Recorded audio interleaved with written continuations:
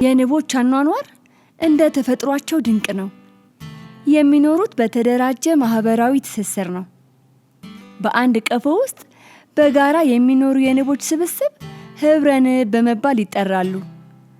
በአንድ ህብረ ንብ ውስጥ ከ20,000 እስከ 60,000 ንቦች በጋራ ይኖራሉ።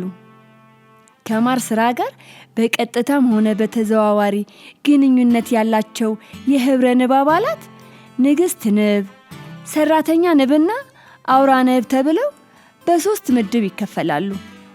በአንድ ቀፎ ውስጥ አንዲት ንግስት ንብ ከ19,000 እስከ 59,000 ሰራተኛ ንቦችና ከ1,000 እስከ 2,000 አውራ ንቦች ይኖራሉ።